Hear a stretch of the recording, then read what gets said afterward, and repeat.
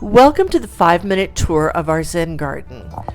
While we spend so much time in the back gardens of our property and our home that I've previously shared here on YouTube, I thought I would share with you what goes on in the front portion of our home. We live on a couple of acres, with the outer acres mostly prairie or buffalo grass, depending on who you ask. And that buffalo grass is really what tended to come into what was our front yard area, and we never knew what to do with this middle area of our driveway, as well as the part of our front yard that's right in front of our house, as you can see right here in front of me. And what I did know, that the grass usually looked terrible. It was just an eyesore no matter what we did, and we really wanted to do something where we were conserving more on water. So it seemed like a natural idea when we added this sunroom to the front of our house that we would just make a Zen garden, take out the grass completely, and put in pea gravel. Now, I have been a lover of rocks most of my life, and slowly but surely over the years I started collecting rocks, or people would donate rocks to us when they no longer wanted them in their landscape, knowing I would do something with them, because I just was a keeper of stray rocks and a home for wayward rocks, you might say. So add to that a lovely grouping of succulents in 2 permanent beds. There's some ice plants and other plants, as well as, you can see, the fairies that hang out underneath our crab apple tree. Like the back garden, I love to add a little whimsy here and there for special, from the special Buddhas to just little special statues I find along the way that bring me peace when I look at them.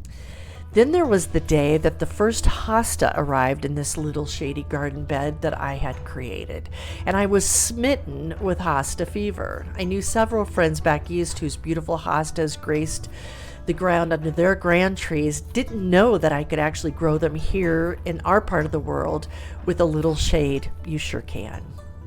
And then lo and behold, my son Travis Ruskus grew up to be a rock balance artist. He has even written the book, The Rock Balancer's Guide, that you can find on Amazon and a variety of bookstores. And in his book, he not only shares the beauty of the art balances he has created along his way and continues to create, but how you can do it too. He also shares the 7 elements of finding balance throughout your life with rock balancing. And in addition to the pebbled rocks, we have these slate pathways, and I've taken potted plants that I take from the outside to the inside sunroom during our Colorado winter months, giving me the best of both worlds all year long and reusing my potted plants. I love either just sitting or walking this path and listening to the birds, or just being, which is the point, right?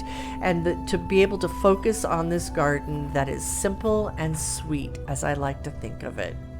When a balance falls down, I pick it up and try to rebalance it when I feel I can or feel compelled to do so. The balances that you see here right now were done by Travis just this last week during his recent visit home.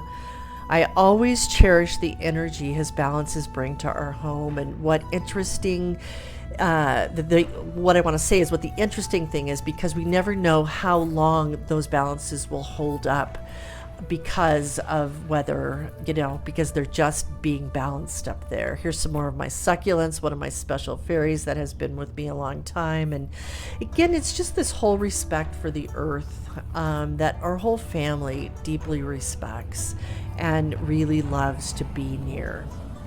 I encourage you to really take a look at the beauty of these balances, to think about how you could make a Zen garden in your own yard, maybe your front yard, your side yard, a piece of yard that just has been, you don't do much with it.